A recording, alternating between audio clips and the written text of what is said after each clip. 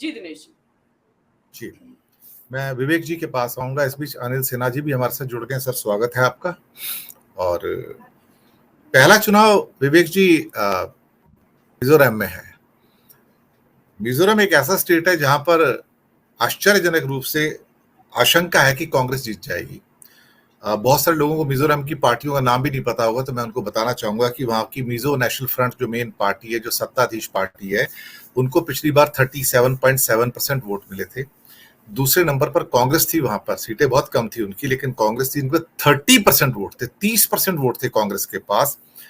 और एक तीसरी पार्टी थी जोरम पीपल मूवमेंट, जो है वो इस पर बहुत तेजी से ऊपर आ रही है, क्योंकि ये मणिपुर में जो घटनाएं घटी हैं उसका बड़ा असर जो है, और ये कुकी समुदाय को सपोर्ट करने वाली पार्टी है। तो जोराम पीपल्स मूवमेंट को पहले 23% वोट थे। तो 37.7% कांग्रेस, 30% और 23% जोराम पीपल्स मूवमेंट। बीजेपी को 8% वोट थे, लिए इस बार ये 8% वोट पूरे वाइप आउट हो जाएंगे, क्योंकि बीजेपी ने पहले समझौता किया था एक किसी दूसरी पार्टी के साथ, तो उनको एक सीट मिल गई थी उनको।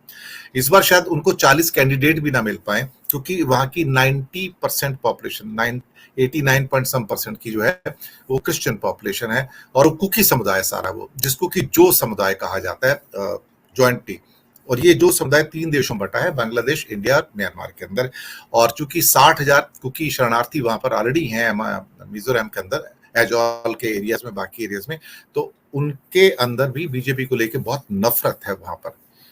तो ये आगाज जो हो रहा है वो मिजोरम से ही हो रहा है, वो भी 7 नवंबर को ही हो जाएगा। बाकी विवेक जी, मैं आपकी टिप्पणी चाहूंगा टोटल 5 राज्यों के चुनाव पर। ये बीच बीच में फैक्ट्स भी कुछ दर्शकों के लिए भी पेश कर रहा हूं। ये विवेक जी अनम्यूट कर लीजिए। मैं कर देता हूँ, 1 मिनट रुकिए। Let me do, I will do. ठीक है।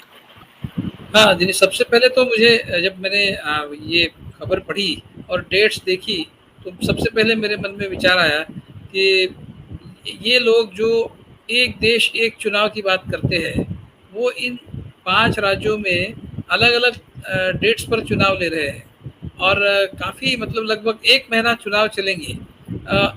एक ही स्टेट में, जैसे छत्तीसगढ़ है, छत्तीसगढ़ में 7 तारीख और 17 तारीख, ऐसे 2 तारीख उन्होंने दी है।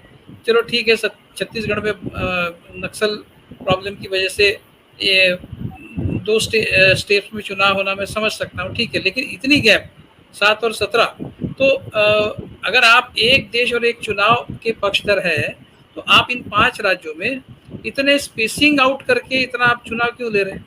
भाई आपने तो, आपके लिए तो ड्रेस रिहर्सल के लिए ये मौका था। एक ही दिन में अगर ये 5 ही राज्यों के चुनाव आप कर दिखाते, तो लोग मानते आपकी बात।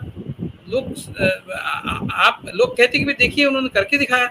और अगर ये 5 राज्यों का चुनाव एक दिन में करा सकते हैं, तो एक देश एक चुनाव हो सकता है कि 5 दिन में करा दे। तो ये, लेकिन आप क्या कर रहे हैं कि आप सिर्फ एक जुमला फेंक देते हैं, और उसके बाद फिर आप आपको इतनी गैप अलग अलग चुनाव के बीच में इसलिए चाहिए होती है कि कहीं आपको पहले स्टेज में अगर आप कहीं कम पड़ गए, तो आप दूसरे स्टेप में आपको कुछ ना कुछ बीच में करने का मौका मिले, कुछ ना कुछ आप पैतरे नए अपना कर कुछ दूसरे स्टेज में रिकवर करने की कोशिश करें। ये हमेशा ही बीजेपी की तरफ से देखा गया है। ये अलग अलग राज्यों में पहले दूसरे स्टेप्स में या फिर स्टेजेस में उनको चुनाव में सेटबैक मिलता हुआ दिखा, फिर उन्होंने तीसरे चौथे में अपने आप को रिकवर किया। इस तरह का उन्होंने काम इससे पहले भी किया है। तो मुझे लगता है कि वन नेशन वन इलेक्शन जो है वो बीजेपी के लिए ही कम सूटेबल है। बीजेपी के लिए ज़्यादा फायदेमंद है कि एक नेशन हो और अलग अलग चुनाव हो, लेकिन अब उनका गणित क्या है, सिर्फ बात करनी है, लोगों को इम्प्रेस करना है। जैसा महिला आरक्षण के बारे में उन्होंने किया, सिर्फ एक बिल पास कर दिया, लेकिन महिला आरक्षण तो कम से कम 10 साल उनके अगर सिस्टम से चला जाए, बीजेपी के प्लानिंग से चला जाए, तो कम से कम 10 साल तो महिला आरक्षण मिलने से रहा। कांग्रेस ने हालांकि अभी मुझे लगता है ये अनाउंस कर दिया कि अगर वो चुनकर आते हैं 2024 में, 24 के बाद ही वो तुरंत लागू करेंगे महिला आरक्षण, ऐसा कुछ कांग्रेस की तरफ से इस तरह की बात आई है। तो सबसे पहले तो ये उनका जो एक दुनिया में भ्रम फैलाते हैं कि हम एक देश एक चुनाव करेंगे, वो भ्रम जो है वो झूठ साबित हुआ है। इसके पहले भी, जो इससे पहले इलेक्शंस हुए थे, उनमें भी उन्होंने ऐसा ही किया था।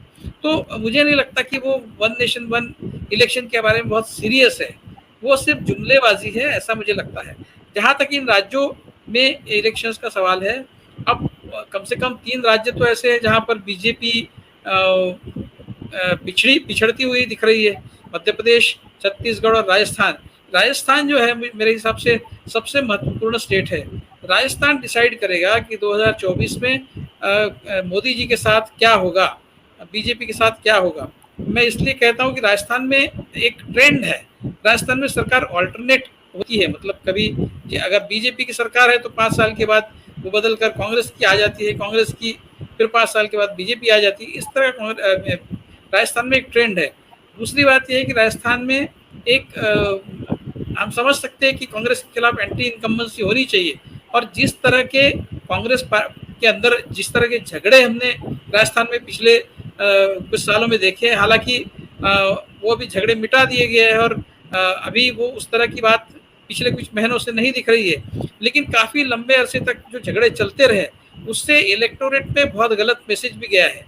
तो एंटी इनकम्बेंसी, पार्टी के अंदर जो भी झगड़े है वो, और एक वहाँ का जो ट्रेंड है सरकार बदलने का, ये सारे तीनों फैक्टर्स जो है वो अगर नलीफाई हो जाते हैं और उसके बावजूद कांग्रेस फिर से जीतकर वहां पर आती है, तो उसका स्पष्ट मतलब ये होगा कि कांग्रेस के फेवर में एक अंडर करंट है, जो मैं तो समझता हूँ वो कर्नाटक से ही सिद्ध हुआ था, लेकिन फिर एक बार वो राजस्थान जो है उस सिद्धता को बल देगा, और उसके बाद फिर मुझे लगता है कि बीजेपी जो है वो समझ जाएगी कि शायद अभी उनका 2024 में उतनी ताकत से वापस सत्ता में आना मुश्किल है जितनी ताकत से वो 2014 और 19 में आए थे। तो राजस्थान एक टेस्ट केस है, मुझे लगता है कि अंडर करंट क्या कांग्रेस के पक्ष में एक अंडर करंट है, मध्य प्रदेश में है हमको पता है, छत्तीसगढ़ में कांग्रेस स्ट्रांग है हमें पता है, तो और मध्य प्रदेश में तो देखिए जिस तरह से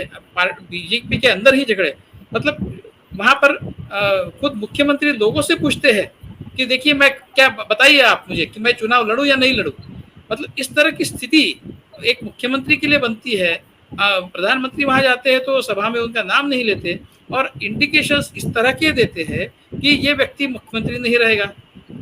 तो जो पार्टी के अंदर बीजेपी में जो जिस तरह के इम्बैलेंस की स्थिति बनी है, उसके चलते मुझे जो एग्जैक्टली जो कर्नाटक में भी उसी तरह की स्थिति थी, मुझे नहीं लगता बीजेपी को उससे जो भी उन्होंने टैक्टिक्स अपनाई है कि 4 एमपीज को वहां भेजा है, 3 मंत्री को भेजा है, ये सब काउंटर प्रोडक्टिव होगा, ऐसा मुझे लगता है। इससे बहुत ज्यादा फायदा नहीं होगा, क्योंकि अगर कहीं से भी अंडर करंट इस देश में कांग्रेस के पक्ष में बनता हुआ दिखाई दे रहा है, तो चाहे आप कुछ भी कर ले, नतीजा आपके पक्ष में नहीं आएगा।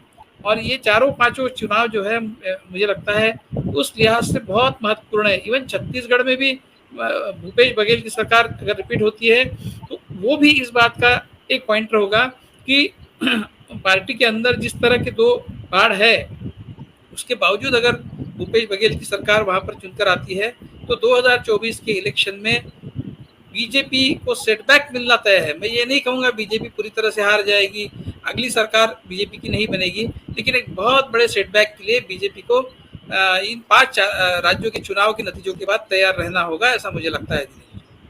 ठीक, धीरज जी के पास आता हूँ।